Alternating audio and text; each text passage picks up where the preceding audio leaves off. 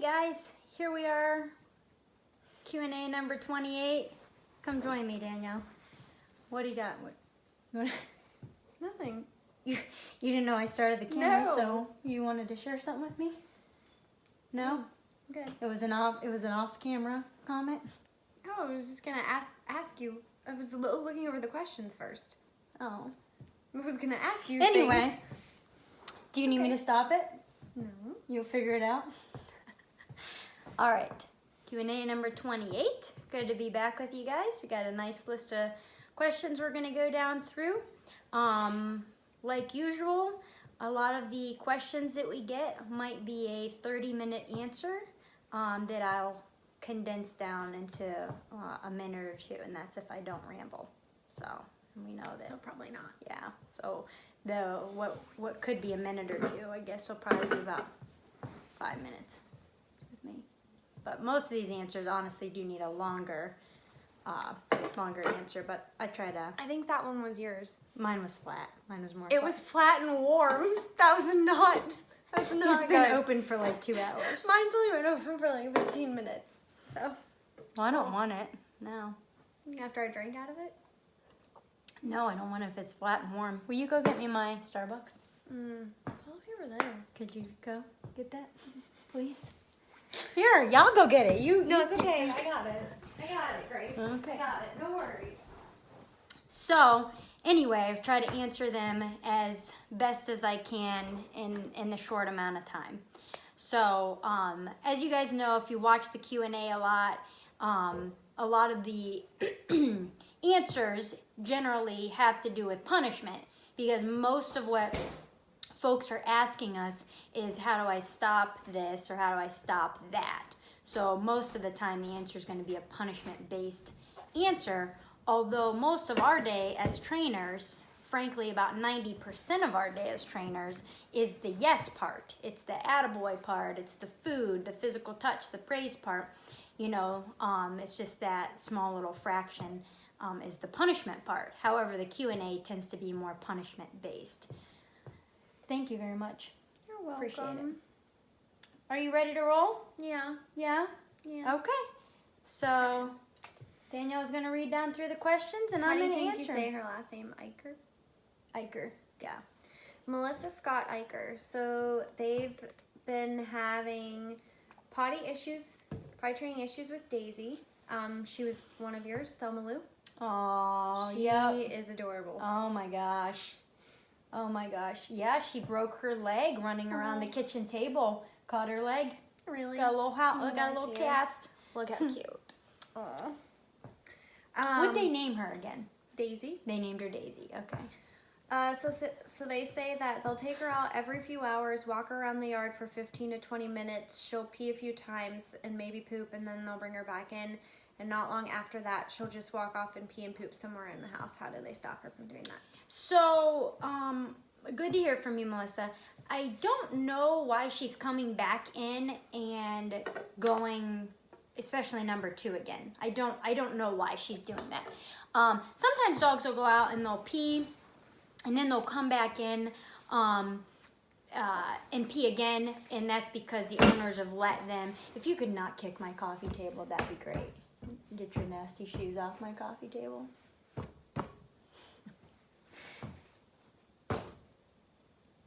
Just take my shoes off. Is that better for you? Oh, I got my boots on.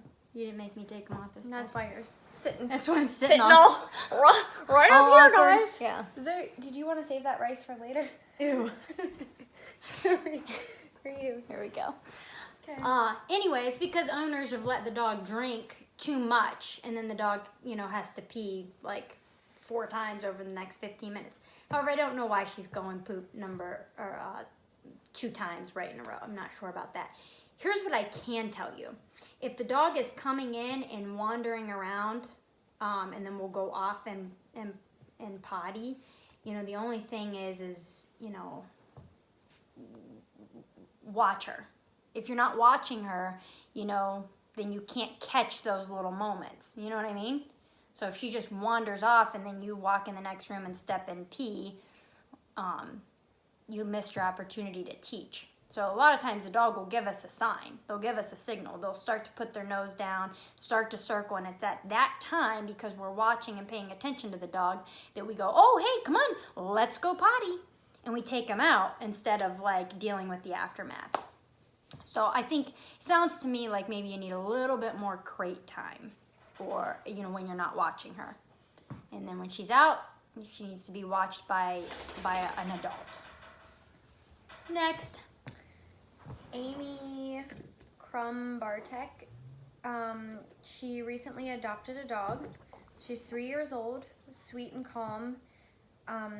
She can sit and shake on command, but she doesn't seem to know her name. Okay. Any suggestions on getting her to recall to her name better? Also, they've purchased an e-collar to help with her reactions to their farm animals, like the chickens and also cats. And she heels on a leash, but she has to be stern and hold the leash very tight. Will an e-collar be a good solution to this behavior? She also included a photo. Let's see it. Aww. Hey. I feel like I need some of those pizza pajamas. I know, those are sweet. I feel like I could rock some. You want me to get you some of those? Yeah, some pizza Some pizza pajamas, or pajamas? like taco ones. Yep. Or something. I wonder if they have grown-up pajamas with little Starbucks cups all over them. We'll have to find that. We'll have to find that for you. Could you So, imagine? yeah. If so, I'll sit here and do a Q&A in them. You wouldn't go for that. Oh, yes, I would. You'd be like, no, Oh, it's too, yes, too, I would. Too embarrassing. Oh, no, you're going to do that. Oh, yeah. Even if we have to custom make those babies, you're going to do that, and you're going to sit here and do that. Custom made, homemade pajamas. It's fine. I'll draw little Starbucks cups on some regular pajamas for you. You will too. I know. All right, well, stay tuned. I'll be sitting here in Starbucks pajamas here shortly. I think you wouldn't do it. Yeah, like I think you would be like, just said it's that. too much. Yeah, I It's just too said much. that. I didn't really mean it. Okay. All right, let's get back to work here. I can tap my foot if I want to. Okay, break those down for me one by one. Is there any suggestions, because she doesn't seem to know her name, Yes. to get her to recall? So the dog doesn't know that its name is Maggie. We have to teach it. So just like the dog doesn't know that the word come means come to me, or the word down means lay on the ground. You know, for instance, if you're training a dog in English, you're going to say down. If you're training a dog in German, you're going to say Platz. The dog doesn't know the difference. So we have to teach the dog, hey dog, your name, Maggie, Max, Roman, whatever, your name is this. So we teach a dog its name by pairing it with recall, which I think was your next question. Yeah? It was kind of like her whole question. Okay. Like she has a name, and the shelter says it's her given name. She's 3 years old, but she feels that she doesn't know her name. Any suggestions on how to get her to recall her name? Yeah, this is going to actually surprise you. My advice here is actually going to surprise you. Change the dog's name. Change the dog's name. Because give her a fresh start, brand new house, new rules, new way of living. Out with the old, in with the new. Give her a new name. Just name her whatever you want. Start fresh. Then I want you to pair the dog's name with recall. So we always associate the dog's name with coming when called. So you would, you know, if you named her, you know, like whatever. Go I ahead. don't know. Mittens? Yeah. Mittens, come. Please don't name her Mittens. Mittens, come. Mittens, come. And you do that 300 to 500 times, she'll know her name. So do that. Next. Well, next in her question, because I didn't get to them all, I don't think. Maybe you break them up, because I can't keep them all in my head. So she got the e-collar for the farm animals. Yep. So those... Go ahead.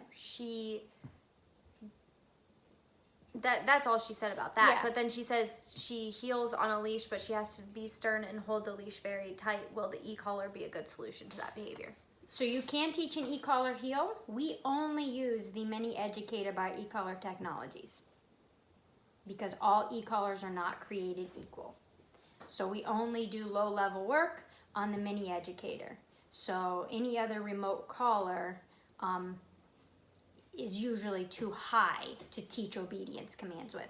It's totally fine if you want to give your dog a jolt for chasing chickens and disrupting farm life. Absolutely, you can use any old e-collar to give a high-level correction.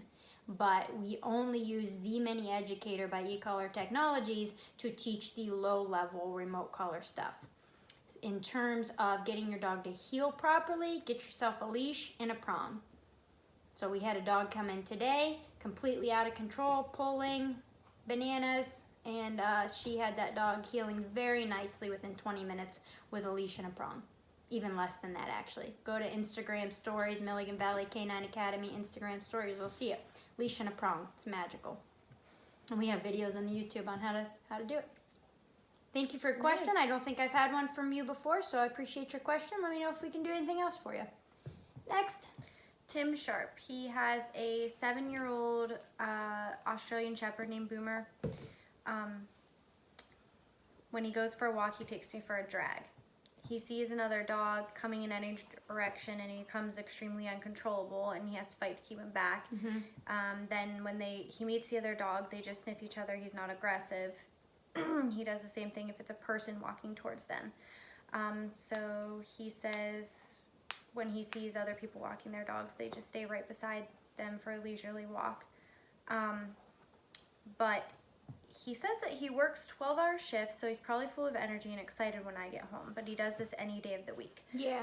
He says, help, my right arm is getting longer. We're here to help you, Tim. Feeling like Gumby. Like it's just, here's the thing. Get yourself a leash and a prong collar. It'll make your life so much easier. Now, guys, I'm not going to lie to you. Sometimes you'll put that prong collar on and you'll start working the dog through it and it's going to look messy. And then people go, oh my gosh, I feel like I'm hurting my dog. You're not hurting your dog. The dog is giving you an objection. The dog is 7 years old and has been pulling for 7 years.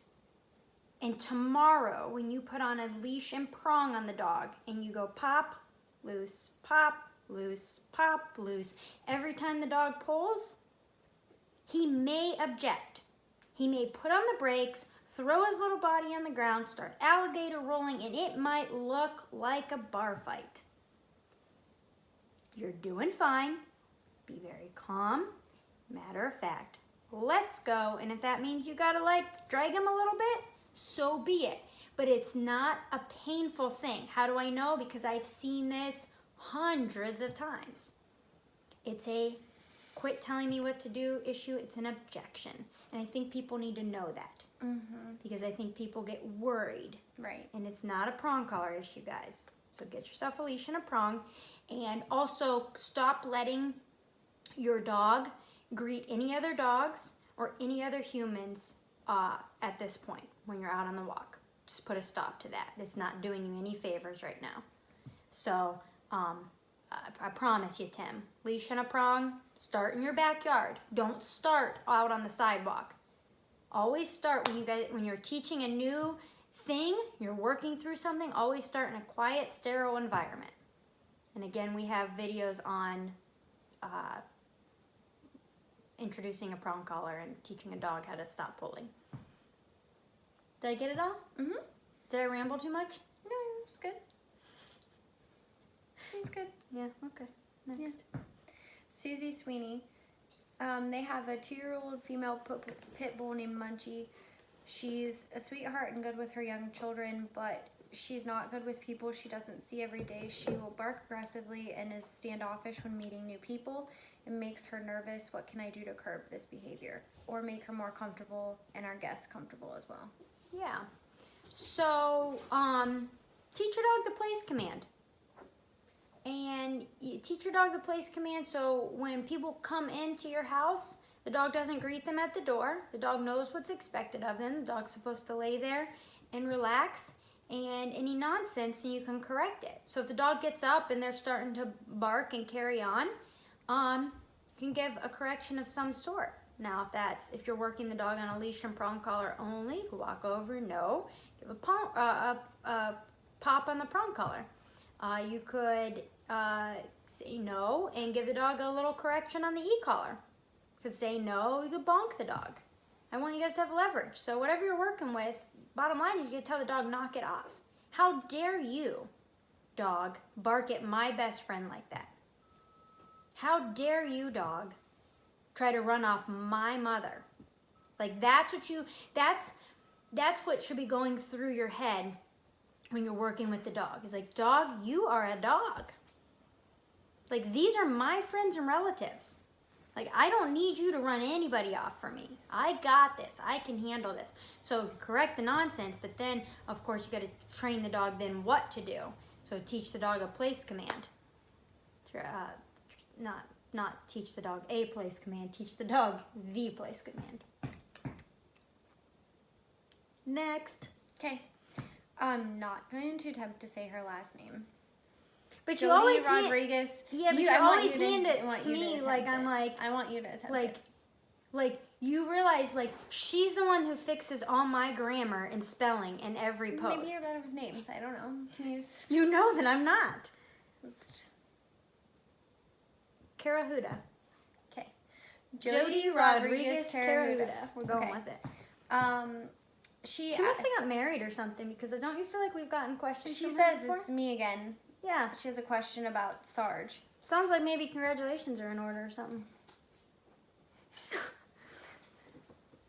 Okay, let's hear it. Okay, so he wants to greet people by going between their legs and having them stand over him. Is this letting us be dominant? Say that part again. He wants to greet people by going between their legs and having them stand over him. Yeah, okay, no. And then what was the next? Is this dominant? She's asked. No, is this him letting us be dominant over him? No. Okay. No. Okay. So, like, there's a lot here. He did it to her sister because she came over to babysit him for a few hours because they don't leave him more than 2 hours at a time or he gets himself into trouble. Oh. Jody. She knows it's coming. You're going to get a talking to here. But it says that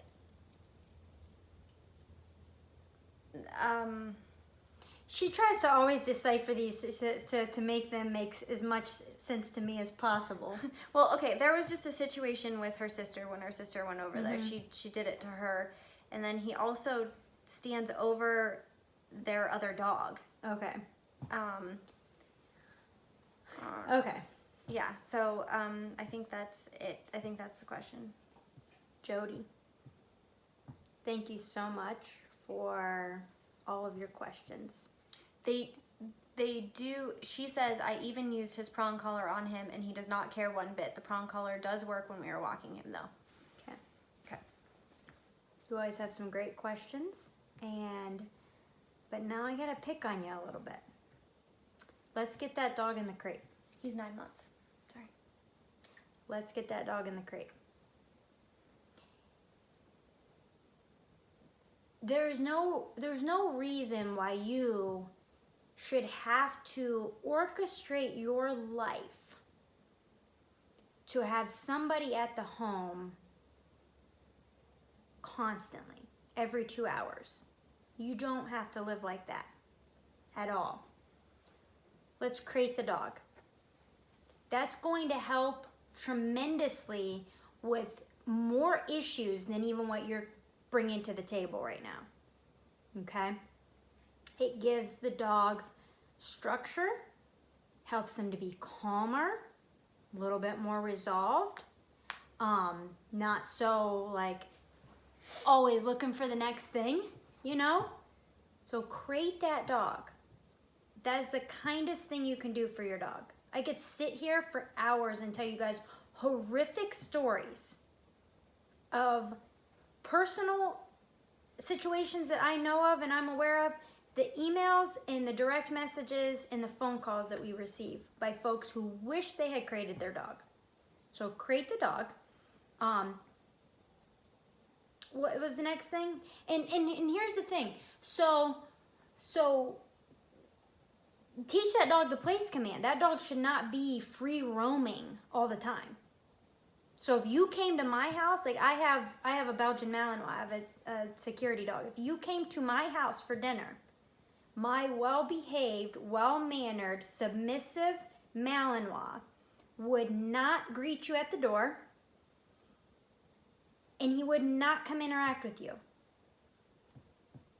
I would tell him to lay down on his bed and relax because you are there to see me, not my dog. He would lay calmly. In fact, can I just switch this for you guys for a sec? Oh, shoot, I can't. Let me just do this. 6-month-old puppy, okay? How long has that dog been laying there? Like 2 hours? I don't even know. 2 hours.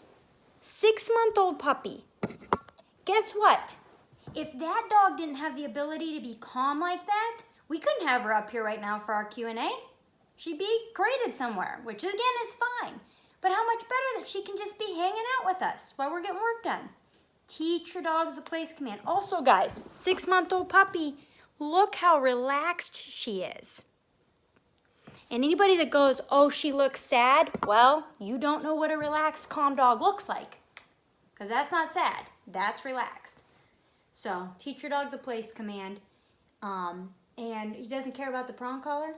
She says I've even used his prong collar on him and he does not care one bit. Okay. You probably didn't give him a firm enough pop.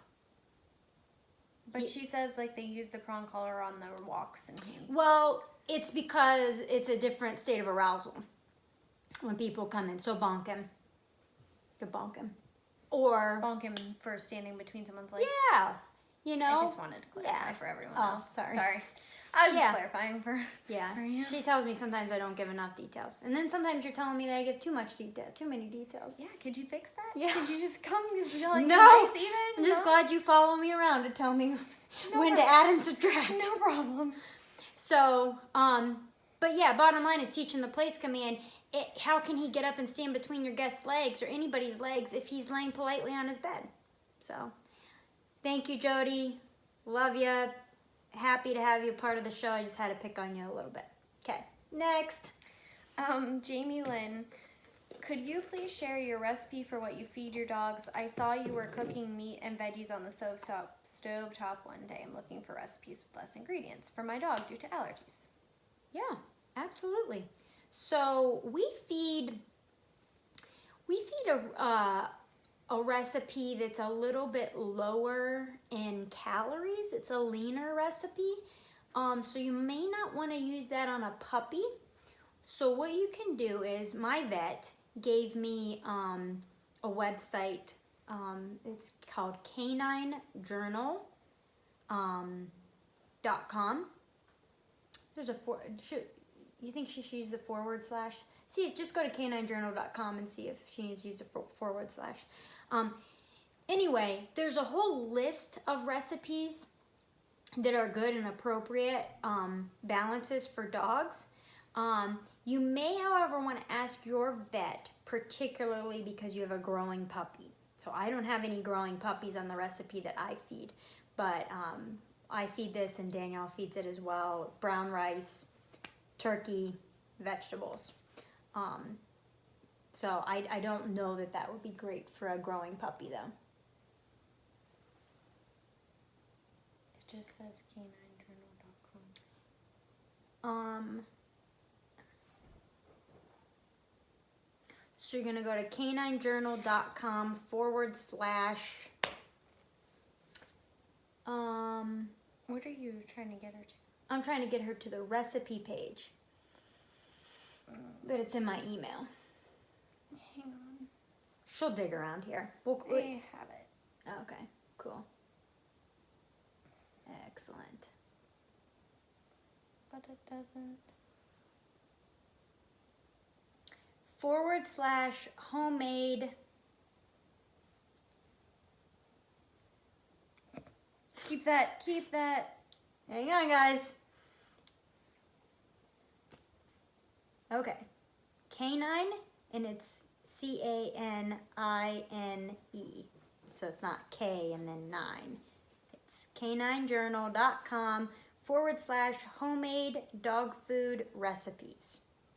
So they have a bunch, but like I said, run that past your vet and just make sure that he feels that the one you choose is appropriate for a growing puppy. But yeah, that's what we do. Turkey, brown rice, and vegetables. They love it. Next. Taylor Jessica, she recently rescued a 5-year-old St. Bernard, Heidi. Congratulations. She rescued Heidi on Thursday, and she has another 2-year-old St. Bernard, Frankie. So she rescued Heidi on Thursday, and they've done good. They walk well together. They play together. Heidi snaps at Frank and makes her scared to be in her own house. She charges her never making contact. It scares me because they are both bigger dogs, and I'd never want Frankie to be injured. She's incredibly pushy and doesn't like when I give Frankie any attention. Okay. Congratulations on your new dog. Thank you for the question. I don't think we've had one from you before, so welcome. Thank you. Here's the thing, guys. Everybody that gets a rescue dog gets sorry. Jessica Ruiz Miller, she's the one who told her to ask the question over here. So Awesome. She asked a lot of questions. Do what Jessica does, okay? Because that girl's pack of dogs. I've never met Jessica. I've never met her dogs. I've never laid a hand on her dogs. Like, I've never been directly involved in, I don't mean like lay a hand. Is that what you're talking about? I don't know why you must have a guilty conscience, because I was just, What? I don't know, what are you talking about? You just looked at me like that was dumb. I wasn't even looking at you. Okay, well, anyway, I've never directly interacted with her dogs. Get away, go out. I'm gonna lay a hand on you. Why are you so mean to me? Anyway. Keep talking. Anyway, her dogs look amazing. They look really good. So she's a good person to also help you out with if you guys are friends. Anyway, lots of folks, they'll get these rescue dogs and they want to bring them in and just, love all their troubles away. What you should do is you should get your rescue dog, you should bring it home, and day one, board and train. Like, do your own little board and train on the dog. So a lot of times people will tell you, well, you have to build the relationship first, and then you can start training. Wrong. No, you don't. You know how we build relationships with dogs? We have better relationships sometimes with our client dogs than our clients have with their dogs. And we're not sitting on the couch cuddling them. We're not giving them hugs and kisses and love and affection. We're training them. She worked with a brand new dog today. I haven't worked with the dog at all. She worked with this dog today. And in 20 minutes, this dog went from like being a caged animal to like loving her. And it's not because she's like was giving him kisses and hugs. Gave him structure. She gave him rules, boundaries. And he went like, oh, nobody's ever told me this stuff before. So start your own little board and train on the dog. Massive amounts of structure. Crate that dog, no free roaming, teach the dog a place command, teach the dog a downstay, work separately from your other dog. You do not just bring this dog in and just immediately just like let it rock and roll. Like start training that dog on its own, separate from your other dog, okay? And then start to integrate them together. Any nonsense, you show both dogs that you are going to intervene and you are going to set the matter straight. So how do you do that? It just depends on what the nonsense is, but you're going to show your existing dog, I'm not going to let this new dog come in and rule the roost. And you're going to show the new dog, hey, I need you to understand your place in life. And it's not to dominate me or anybody else in this house. So just lots of rules and structure, guidelines, accountability. And, go to our YouTube channel, hit subscribe, and we always put up videos on there. Now that we have it working, we're constantly uploading stuff on there. tutorial videos and showing you guys how to do all this stuff step by step, so you don't have to hire us or any dog trainers. You just have to put the work in. That's it. Thank you for your question, and let me know if you need anything else.